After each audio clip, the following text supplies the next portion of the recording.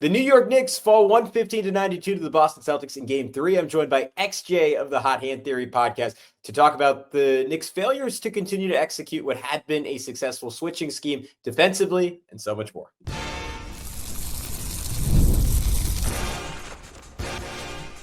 You are Locked On Knicks, your daily New York Knicks podcast, part of the Locked On Podcast Network.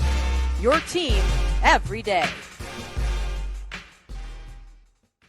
Hey, what's up, guys? My name is Gavin Schall. I am the Saturday co-host of the Locked On NBA podcast. You can tune into that tonight for a little more thoughts on the Knicks if this episode is not quite enough for you. I'm also a credentialed media member that's been covering the New York Knicks for about 7 years at this point. You are tuning into Locked On Knicks, the best daily show covering the New York Knicks every single day, and sometimes more than that, like this week where we're doing 7 or 8 episodes. So be sure to subscribe on your favorite podcast platform and, of course, on YouTube to ensure you don't miss an episode. On today's show, as promised, I'm joined by XJ. Really fun. I can't say it's fun. It wasn't fun, but I feel better than I felt going into this episode after talking to him. Breakdown of Game 3, where we get not only into the schematic issues defensively, but the psychological ones in the Knicks' lackluster approach to this game, and also what's going wrong with the offense that is currently last out of all the teams still playing in terms of playoff offensive rating. We get into that and so much more with XJ right now. All right, guys, as promised, to hopefully make me and hopefully make you guys feel a little bit better, we're lucky enough to be joined by XJ, the co-host of the fantastic Hot Hand Theory podcast. Buddy, I feel like there's 2 ways we could start this. We could talk X's and O's, and the Knicks, at least in the first half, kind of abandoning what's worked defensively for them for the first 2 games of the series, or maybe just failing to execute what worked for them defensively the first 2 games of the series. Or we could go to the emotional side of this, which was this team just not really showing up. They've had issues like in game, but like also clearly in series with like killer instinct all year. And then I read this quote from Jalen Brunson post game. He says, "I don't think we came with the mindset of being satisfied, but I think it was just subconsciously satisfied being up 2-0, just not the way we need to approach the game," which hit me like a heavyweight punch to the stomach. So I'll let you pick which this is kind of like the Oregon Trail. Like, which path of pain do you want to take? I like the options. I want to say, because most people might know Hot Hand Theory and myself as more of the analytical side, more of the X's and O's side, I want to pick the emotional path because I think there's a lot to unpack there, honestly. We've been doing some pregame shows leading into the games, every game this series for the Knicks Boston, the Knicks Celtics, but something that I mentioned on the pregame show for this game is, in particular, I think, and I thought the Knicks needed to enter this game with the mindset of this is like almost a Game 7 level situation. You win this game and your odds of making an Eastern Conference Finals appearance, making a Finals appearance, winning an NBA championship this year swing dramatically between a win and a loss in this game. And so I felt not only do the Knicks need to come into this game with this mindset of we have to be completely locked in, we have to take this game as seriously as Boston is taking it, as Boston feeling like you lose this game, you go down 3-0, it's over. And of course, it's not the same situation for the Knicks. It's 2-1 and they can win, a game at home, be up 3-1, and it's totally fine.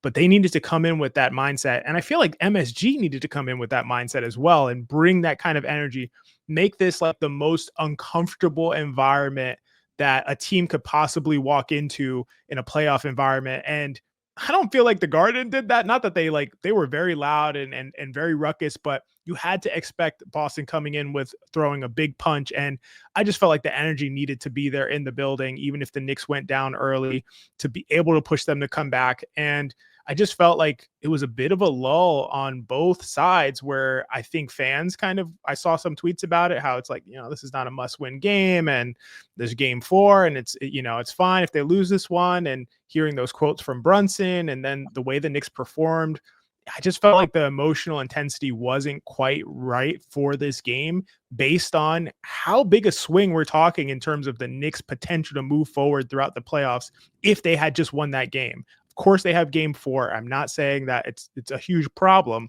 but that is what is going to be required to put this Boston team away. And they're going to have to bring it the next game, given that they didn't this one.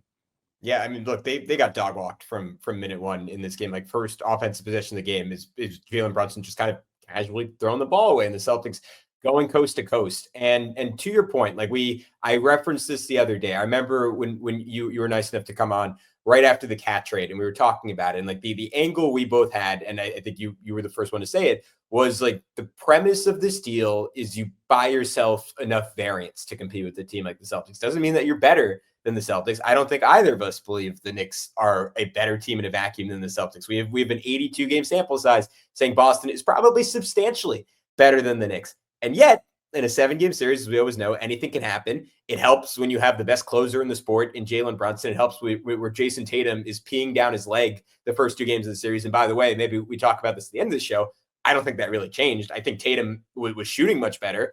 I still think he played kind of a nervy game. He was 4 for 11 on twos, did not look particularly aggressive, looked frustrated, committed multiple offensive fouls. I say that to say when that is the mentality of the other team's best player. And like they also have guys like Derek White and Drew Holiday, and to some extent Al Horford and Jaylen Brown, who I think are killers. And like we're not particularly intimidated by being down 0-2, but this was your opportunity to intimidate them, and understanding that you're probably not the better team from a talent perspective. You're probably not the better team from a schematic perspective, even if Tom Thibodeau has been able to work some magic and possibly arguably have that edge 2 games through. Like there should be a desperation every game and every minute. And to just like the lack of self-awareness to understand that and embrace that, like I think it is the most frustrating part of this team, where there is just like this lack of consistency there. And like the first 2 games, I think we came out and we're like kind of praising like the dog factor that's been the DAWG dog, for anyone not sure what I'm saying.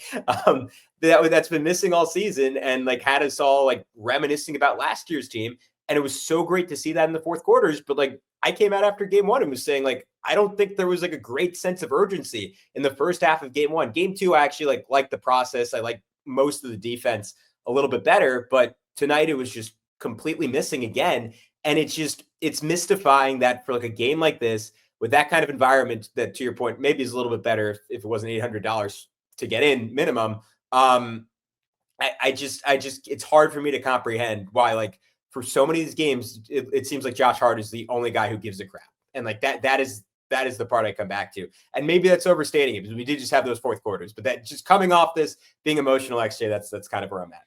I totally hear that, and I totally understand that feeling. I mean, to me, and again, not to point the finger at the Garden crowd or something, but I remember in one of those mid-quarter interviews with Jaylen Brown, he was talking about, yeah, we just got to keep at it. They were up by like 14 or whatever it was at that point. We just got to keep at it. And, it's nice. It's a nice environment, nice playing in front of the Madison Square Garden crowd. And I don't know if it was gamesmanship or Jaylen Brown actually just felt like this is a fun time. Like, you cannot come into MSG and feel like, oh, it's a nice time. It's a fun crowd, a fun environment. It has to feel hostile. And that not only comes from the crowd, but it comes from the players. It comes from the aggression that's on the end of the players. It comes from how intensely focused they are on every single possession, every single action. And it felt like there was a lack of attention to detail, a lack of consistency, a lack of understanding the moment of the game. And I think they have an opportunity to turn it around. Absolutely. But yeah, for me, and this is the realm of subjectivity, the kind of realm that I don't step into as much, but for me it really wasn't there. And that could be ad hoc kind of playing the results, but hearing some of Brunson's comments, hearing some of the Celtics comments, it doesn't add up that it was there to me. Yeah, and I think, I mean, like, at least offensively, like that outside of the fourth quarters, like I think that's kind of been missing all series. And I don't it's an interesting argument to make. Like, are you more concerned about what's been gone the whole series, or are you more concerned about what was working and what no longer is working? And maybe that's where we can start doing like a deeper dive on the schematic side, because the Knicks defense in the first half was mystifying. Everyone understandably is going to focus on Cat, and I think it's totally fair to start there. Like, looked like, for people who didn't watch or people who weren't watching as closely, like it looked like he was in drop on like a number of plays instead of switching, which has obviously worked very well. Jalen Brown got a three like right off the get-go from it. Jason Tatum got 2 different threes off of it, and it was kind of back to like lethargic, like hand on your hips, looking like he has a 100-pound backpack on Cat defensively. But I thought that wasn't the only issue. Like they were pretty consistently. I hesitate to say overhelping because there were multiple times where Jalen Brown had like Jalen Brunson deep in the post, and then like both Mitchell Robinson and Josh Hart were like going way over to help, and it led to Celtics threes. And it goes back to something Joe Mazzulla said after this game, like in terms of fouling Mitchell Robinson, trusting the process over the results. Yes, like on some of those plays, Jalen Brown is going to put Jalen Brunson in the basket, and he's going to get a layup or a dunk, and it's not going to look good, and it's not going to feel good. But you have to like trust the math that says like the single best thing you can do is limit Boston shooting threes. At least in my opinion, that seemed to have been what worked the first 2 games. Instead, maybe in conjunction with the Cat being in drop, with Josh Hart like being spacey, they get a bunch of threes, they get into a great rhythm, and like the Knicks, especially with their lack of offense, were buried before they really had a chance in this game. I noticed all the same things you did, and I totally agree. I mean, so this is one of the challenges where, I've heard a lot of people say, well, maybe Tibbs wasn't doing like a switching defense against the Celtics. Maybe he was saving it for the playoffs, and that's why, it worked out. And to me, this is one of the challenges. I don't think that's necessarily true, but to me, this is one of the challenges with saving is that you don't have as much practice, executing at a really high level. I think there are a lot of switching schemes that the Knicks need to be doing to slow down the Celtics that they're not even doing necessarily right now. And that's including switching actions off ball, switching, using peel switching potentially if there's a blow by to be able to like make up for the coverage. All these types of switching actions that I think are necessary to slow down the Celtics, because the last thing you want to do, there were so many plays where I'm watching and I'm like, oh, that's Celtics basketball. And Celtics basketball looks like get an advantage, draw 2, kick it out, swing, open corner 3. Like that is, and there were way too many times when that happened. To your point, it was the situation where Jalen Brown is on, has Jalen Brunson under the basket, and it's like, okay, maybe that'll work out for them, but not always. Jalen Brown is not always the most effective and efficient player from these ranges. Oftentimes he takes, pull up mid-rangers, not the best shot decision maker. You got to live with those situations, and what the Knicks do in those situations keys me into what the game plan is, what the mindset is, what the approach is for that specific game.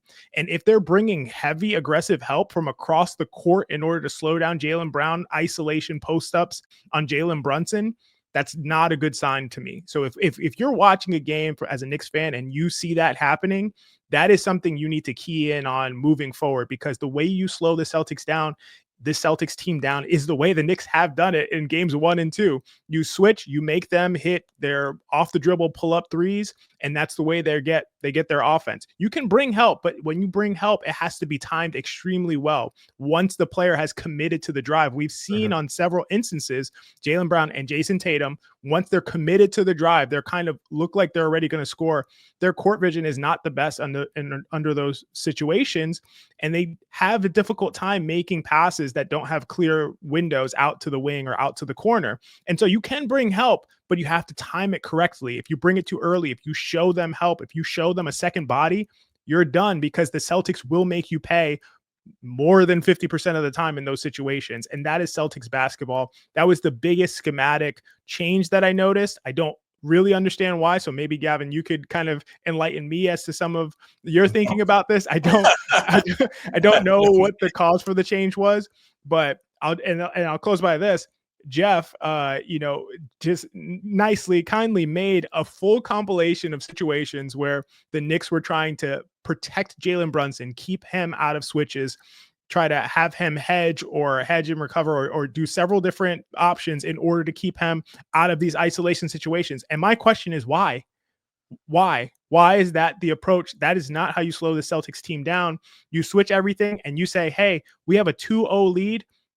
Beat us one-on-one, isolation on the perimeter on pull-up threes for 4 out of 5 games. Good luck. That's how you beat this team and close it out.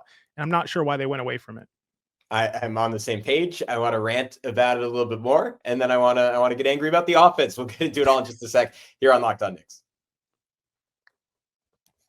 NBA fans, you know what time it is. Playoff season means big performances and even bigger rewards. DoorDash is bringing the heat with a slam dunk deal for Dash Pass members during the 2025 NBA playoffs. It's called They Swoosh, You Score. Anytime a player drops 50 or more points in a playoff game, Dash Pass members score a free 3-piece crispy tenders combo from Wingstop the very next day. Just place an order of $20 or more, use the code Wingstop50 at checkout, and that combo is yours. Crispy, delicious, and totally free.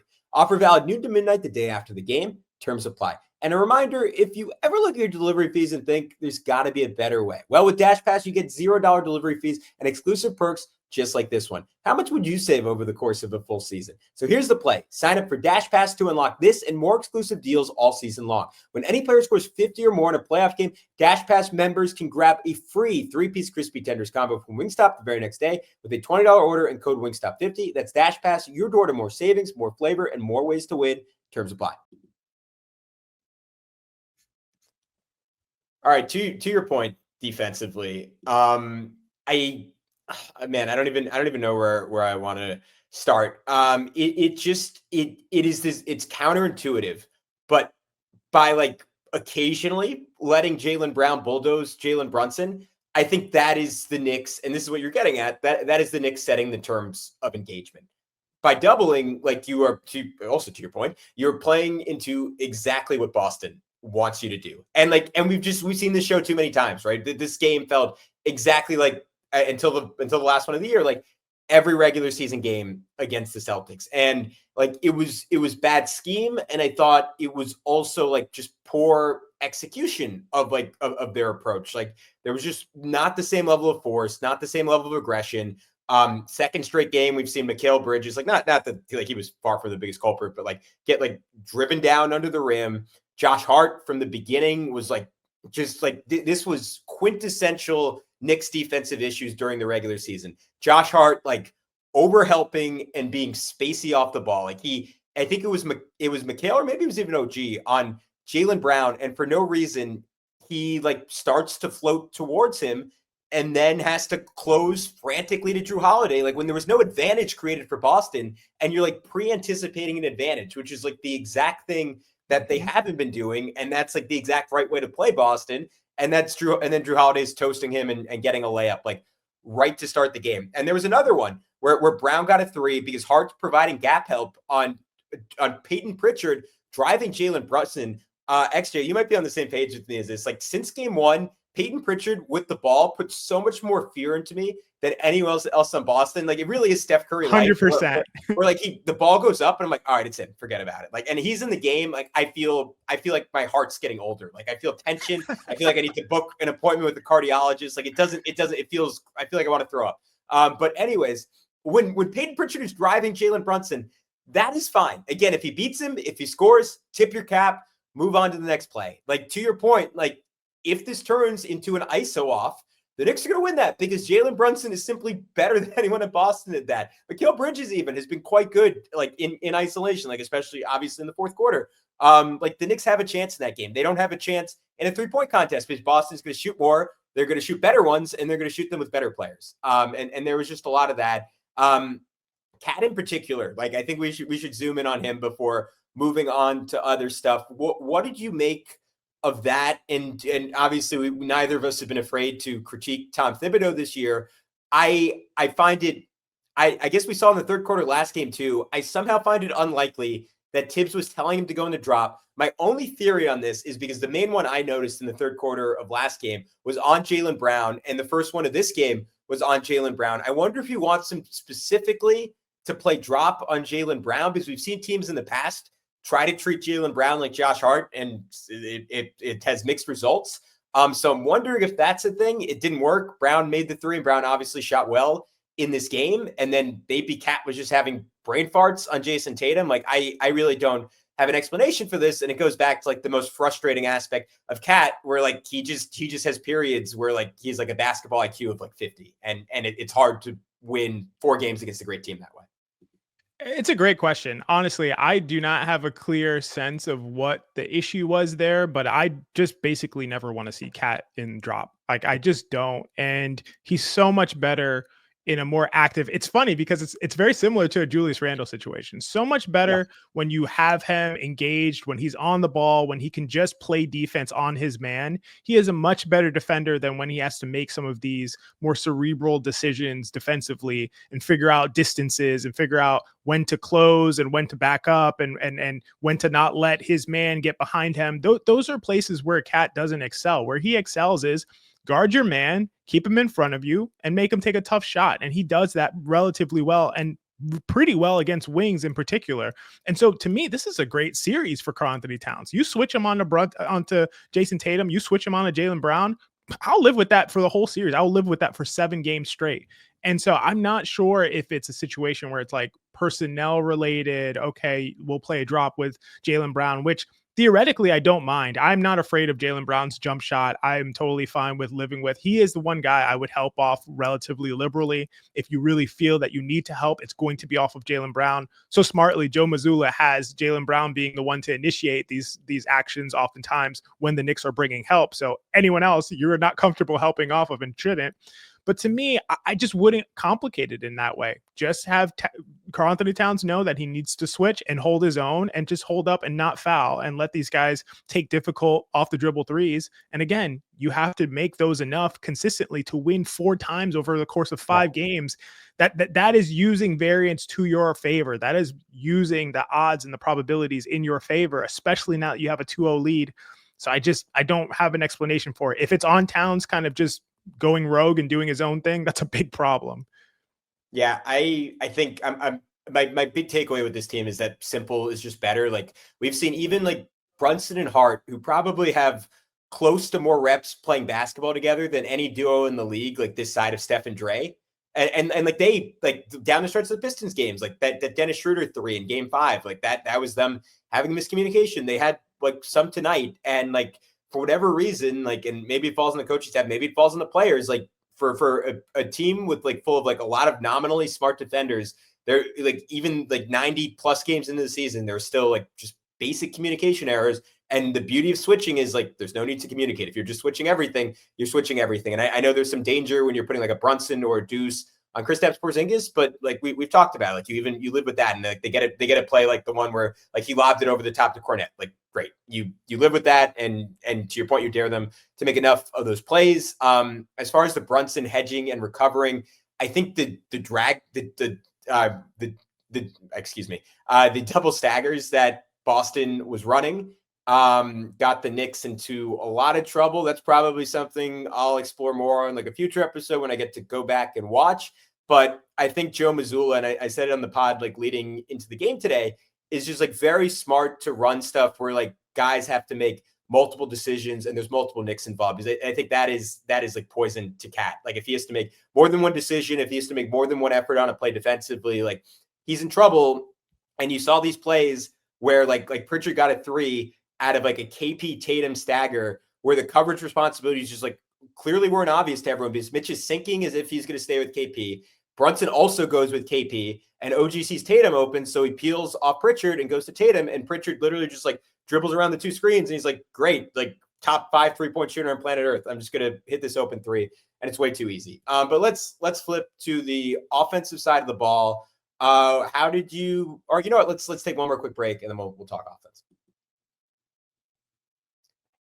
But first, we want to tell you about our friends over at Amazon Fire TV. Did you know your Fire TV is also an Xbox? Turn any TV into your gaming and entertainment hub with Fire TV Stick 4K devices, no console required. Just grab your paired controller, subscribe, or sign into Xbox Game Pass Ultimate with EA Play included, and you're ready to play. Dive into hundreds of premium titles from EA Sports College Football 25 to Call of Duty Black Ops 6 and Avowed as easily as you stream your favorite shows. It's gaming made simple, and it's all on your Fire TV. Guys, my favorite part is the endless entertainment. With 4K streaming, you can watch more than 1.5 million movies and TV episodes from your favorite subscribed services like Netflix, Prime Video, Disney Plus, Max, and more. Maybe some of you were earlier to this than I am. I moved in with my girlfriend about a year ago, and she has Fire TV. This was completely revelatory to me. I've never spent more time on the couch having a great time. So head to Amazon.com/Fire TV Locked On to get started. Xbox Game Pass Ultimate subscription and compatible controller required. Available on select devices, including Fire TV Stick 4K 2nd Gen, Fire TV Stick 4K Max 1st and 2nd Gen, and Fire TV Cube 3rd Gen. All right, offensively, I somehow might even be more frustrated with the offense than the defense because it's been bad all series. XJ, it's been bad all playoffs. The Knicks now somehow did not go down, but they are 13th out of 16 teams in the playoffs in offensive rating, 107.1. I looked this morning. If it's about the same, that would be 28th in the NBA in the regular season. Obviously, that's not a fair comparison because the playoffs are much more physical. They let guys get away with a lot more. The point is, though, that the Knicks, for all their talent offensively, for how well Jalen Brunson has played, are statistically the worst offense in the NBA playoffs so far out of the teams remaining. And today, I think, was like a lot of the same themes we've seen on that end of the floor. A lot of the same issues that we've seen. And I think it's very interesting because when we talk about offense, at least I've been a critic of their offensive approach, of their over reliance on Josh Hart to some extent offensively, despite how well he's been playing personally and individually all season, really. It's really difficult because their offense has been good, but you know what? It's not been good over the last 2025 calendar year. So it's really interesting. Like we'll see, and it's like, oh, well, they have a top 5 offense. They have a top 7 offense, whatever it is. It's not when it comes down to it. And there's teams that are able to key in and lock in on the Knicks' weaknesses offensively. It's not a top 5 offense, unfortunately. And so I do think there needs to be adjustments. There needs to be changes. There's still a reluctance to ever go to a 5-shooter lineup. I think that is really necessary when you're talking about doing battle with this Boston team. If we're saying it's going to be an ISO off, which is what I think you need to make it, I think the Knicks do win those battles more often than not because they have the better isolation players. Listen, Jason Tatum has not played well. You mentioned it. He has not played well. And Jalen Brunson has been a bit up and down. But I think that if he gets space, if he's able to do his thing and get to his spots, there's nobody stopping him on the Boston team. So to me, I think that a big problem is this Josh Hart coverage. I did like that in the second half, they went to putting Hart more in the actions consistently. The Celtics didn't seem to be willing to live with switching on their end, which I thought was a mistake on Mazzulla's part. But I did like seeing Hart in the actions if he's going to be on the court. I do want to see more Hart and Towns pick and rolls and pick and pops because that really alleviates some of the problems that we see offensively from the Knicks standpoint, putting Hart in the action and putting Towns in the action as well. So you can get more of those 3-point shots with Karl-Anthony Towns. And those are just adjustments that I think that the Knicks need to make, and I don't see them really coming. And I think that Boston has played pretty good defensively, but not to the point where they're holding this Knicks team to like 93 points and under 100 points multiple times throughout a series. That doesn't really, based on how mediocre I think Boston has been overall. So I don't know. There are some changes that they need to make, and one big one that I don't think that can be made at this point is the Knicks spacing principles are just bad. They're just bad. We'll see Karl-Anthony Towns float inside the 3-point line for no reason. We'll see guys kind of cutting when they should be spacing. And that's a consistent issue that we've seen all season. It started coming back to haunt them, in the second half of the season, and it's really doing damage right now. So I think these are some things that are sort of ingrained. I don't expect this to be a high octane offense moving forward, even if they get past Boston moving forward into the playoffs. Yeah, I think that's all fair. I was advocating before the game for some Hart Cat pick and pop and actually make a big try to get out on Cat to try to get him some threes. He makes his first, I think it was his first attempt of the game. It was the first 3 he had made since game 5 against Detroit, which that's crazy. Even with how Boston is defending him, seems like a major failure. He did not make another 3 the rest of the game, finishes with 21 and 15, shoots 5 for 18 from the field for a guy who was like somehow still finding a way to be relatively efficient, like compared to like how everyone's shooting in these playoffs. Like this was a low point. He did hurt his finger early in the game and was caught on camera seemingly mouthing to his dad on the sideline that he quote unquote broke it. Tibbs after the game was like, everyone has injuries. Everyone's hurting right now. It's fine. Like I feel like Cat could be decapitated. He's like, it's all, everyone has bumps and bruises. But anyways, that aside, did have some nice ISOs on Al Horford. So that was cool. Just did not feel like there's been like a lot of game plan focus on like how to get Cat going and how to get him in optimal spots. But this game somehow felt even less focused. I do think part of that was that they didn't get to the double big very much just because both him and Mitch were in foul trouble. Hacka Mitch obviously did not go well for the Knicks today, where he started off just 1 for 6. And that took out like any kind of rhythm they had in the first half. Credit Joe Mazzulla for sticking with that. I thought it was really important to have Mitch on the other block so Cat could get into post-ups without another big coming over to help, and they didn't get to do that today. But it's just the lack of ability to either have Cat shoot threes or like get him going downhill in some space is really tough. And to your point, like without going 5 out, like you can do what I suggested and run pick and roll, pick and pop with him at Hart and have him go at a big. But I think it's just tricky because Boston is very opportunistic in terms of how they help off guys, how they swipe at him. And it is going to be a series where like, and again, like we keep talking about this, like the Knicks can win a series in the mud, but it's just not going to look great for Cat, like playing that style of basketball unless there's like more spacing around. Yeah, it's a great point. And I think you said something about Mitch and the double big, and it's making me think of something that I was thinking during the game and that multiple people have said to this point that I've been hearing. Mitchell Robinson needs to come into games earlier in the quarter. And I don't know if you're going to start the game with him, and maybe that's a big adjustment that Tibbs has, under his sleeve, but he needs to come into the game earlier on because you challenge Boston's ability to get them into the penalty and to foul Mitchell Robinson and go to this hack a Mitch, which I think has been quite effective from Mazzulla. You need to have him in the game earlier, and that just becomes less a viable option. And so you get to actually see that double big lineup. You get to actually benefit from the gravity, from the space that Mitchell Robinson provides in a weird way. He provides that space at the rim by not allowing you to leave his body, or else he's going to get an offensive rebound. And in some cases, he's going to get an offensive rebound, even if you are on his body. And that's what Mazzulla is mostly afraid of with Mitchell Robinson on the court. And so you're not benefiting from Mitchell Robinson's impact if you're just putting him in at his usual time, 4 minutes left in the quarter. And Mazzulla's like, yeah, we'll go into the penalty. It's fine. There's not that much time left.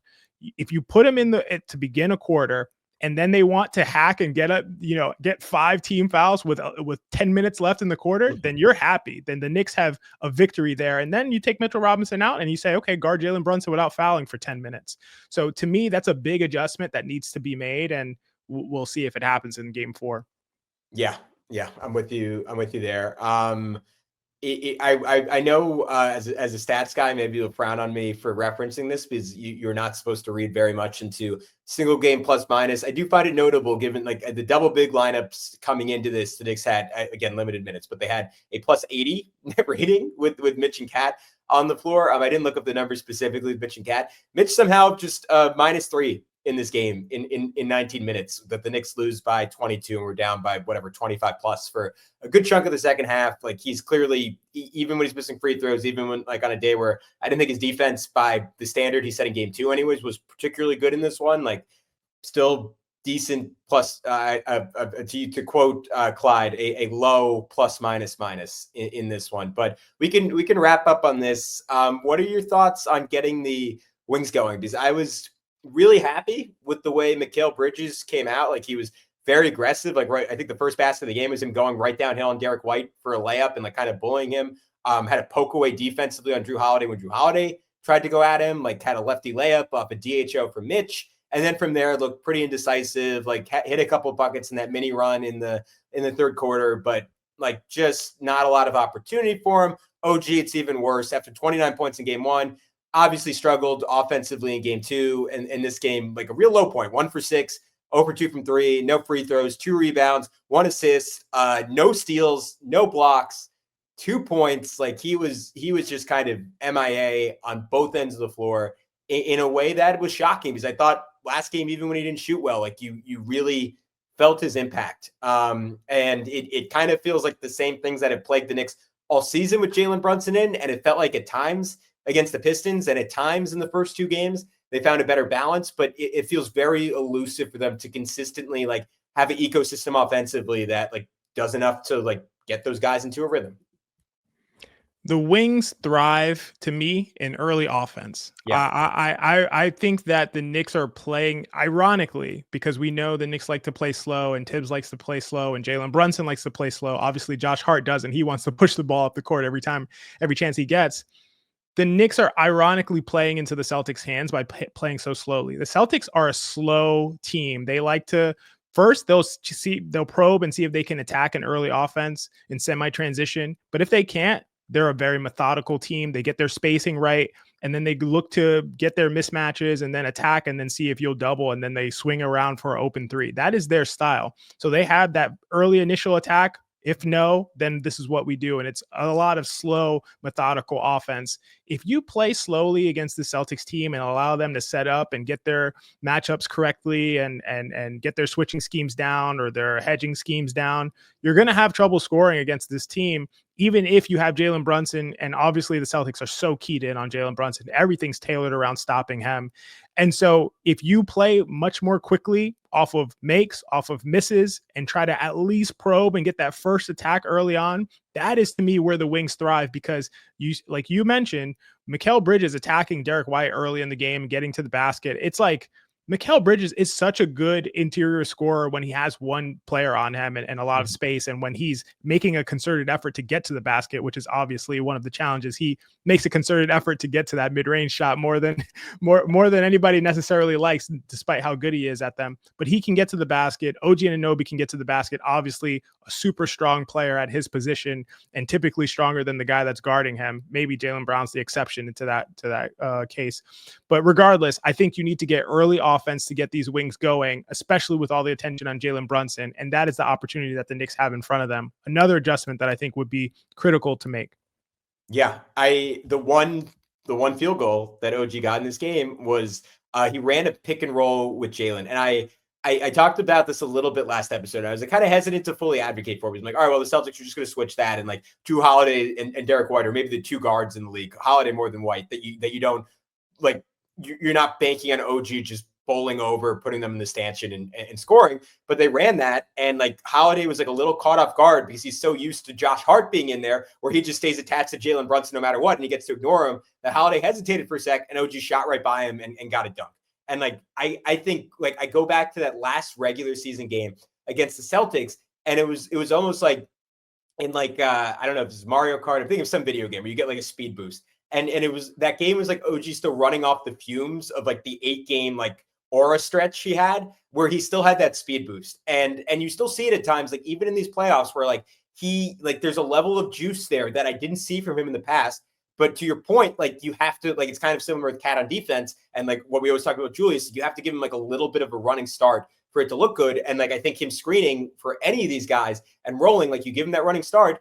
And like he's by and large made really good decisions, I think, like when driving in terms of like spraying it out. And I think those 8 games where he got to be on the ball a little bit more did like a ton for him in terms of building up some confidence with that. The touches just have to be there. And like Brunson this series, like largely has been very good about getting those guys touches. Like I always go back to that, not always, it was 5 days ago, but recently I go back to that play he had early in the fourth quarter against game 2 where there's 10 seconds left on the shot clock and he sprays it cross court to let Mikal Bridges attack Drew Holiday. I'm like, objectively, that's a crazy decision, but that's Jalen like trusting the hot hand, trusting his friend and saying like, hey man, I believe in you, go at him. And like Mikal scored in that situation. And like some games you're going to lose because both those guys aren't going to shoot well because they're not elite shot makers and elite offensive players. But I think that is the, like, over the last 4 games of the series, like that's the path going forward. And we should maybe end on this. Like the Knicks still up 2-1.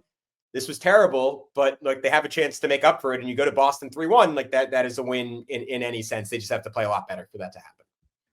I think the nice thing, the optimistic aspect of this game is that there's so much to improve upon next game, and it's sort of low hanging fruit. It's not hyper complicated. And normally when you get to this point in a series, most of the adjustments have been made, is what we hear all the time. And at this point, I think that's potentially true. But the problem is that the Knicks kind of went away from what was working. I think like adjusted and seemed to come upon some unforced errors, I believe. But I think a lot of this is there for them. I think that they go back to switching. They feature the wings more often early in offense. I remember the exact play you were talking about with Brunson and OG, and I felt so confused that White and Drew Holiday weren't just switching on that. And I was like, is Missoula not have them switching? But you're probably right. There was just some confusion with that action, never seeing it, and then just not necessarily knowing how to deal with it.